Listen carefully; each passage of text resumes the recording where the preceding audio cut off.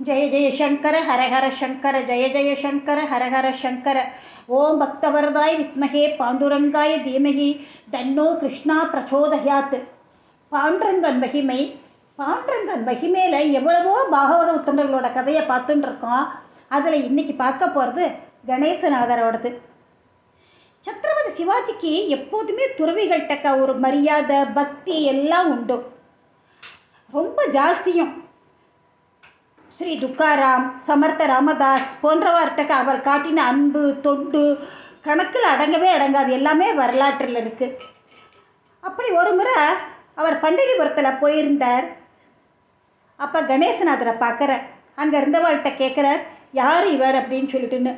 அங்கே இருந்தவாள்லாம் சொல்கிறா, சொத்து அனைத்தையும் அடியார்களுக்கே தானமாக கொடுத்துட்டு கோமணம் ஒன்றே போரும் அப்படின்னு சொல்லிட்டு இருந்துட்டுருக்கார் அவர் அப்படின்னு சொல்கிறா. சிவாஜியே அவரோட குரலில் அப்படியே மயங்கிட்டார். ரொம்ப கருத்தான பாடல்கள் அவரோட மனசையே பறி கொடுத்துட்டார். பஜனையெல்லாம் முடிஞ்சுது. கணேசநாதரை பார்த்து நமஸ்காரம் பண்ணினார். நீங்கள் அரண்மனைக்கு வரணும் அப்படின்னு வேண்டினார்.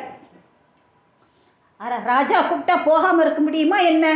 உடனே ஆஹா வரேன் அப்படின்னு ஒப்புத்துட்டார். அரண்மனைக்கு போனார். அங்கேயும் போய் பூஜை பஜனை எல்லாம் ரொம்ப நல்லபடியாக நடந்தது. ராத்திரி ஆயிடுத்து. சத்ரபதி சிவாஜி அவரை கூப்பிட்டு கணேசநாதரை பார்த்து ஒரு கட்டிலை காமிச்சு, இன்னைக்கு நீங்கள் இந்த கட்டிலில் படுத்துக்கோங்கன்னு சொல்கிறார். கணேசநாதரும் ஒப்புத்துட்டார். அரசனுக்கு விடை கொடுத்து அனுப்பிச்சுட்டார். அரசன் போனதுக்கப்புறம் ஒரு சீடனை கூப்பிட்டார். வெளியில் இருக்கிற கல்லெல்லாம் பொறுக்கிண்டு வான்னார். அவனும் பொறுக்கிண்டு வந்தான். அது அப்படியே கட்டில் மேலே ஃபுல்லாக பரப்பினார் சமமாக. அது அவர் படுத்து தூங்கிட்டார். பொழுது விடிஞ்சு எடுத்து சிவாஜி கணேசநாதரை பார்க்க வந்தார். கட்டில் மேலே ஒரே கல். அவனோட காரணமே புரியல அவருக்கு. எத்தனை நேர்த்தியான சந்தன மரத்தில் இழைச்ச கட்டில் இது! மன்னன் சயனிக்கிறதுக்காக செய்யப்பட்டது.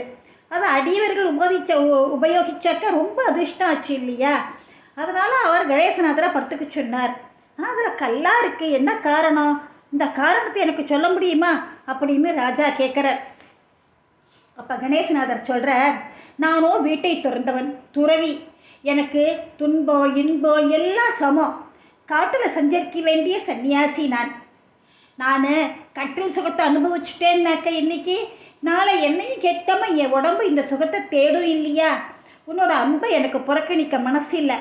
அதனால தான் இந்த ஏற்பாடு அப்படின்னு சொல்லிட்டுன்னு ராஜாவை ஆசீர்வாதம் பண்ணிட்டு கானகத்துக்கு போயிட்டார். 2 காவலாளிகள் அதிகாரிகள் எல்லாரும் அவரோட புகழை நாடு பூரா பரப்பினா. மகாராஷ்டிரா பூரா அவரோட புகழ் பரவிடுத்து. இறைவனுக்கே எதிரிகள் இருக்கா?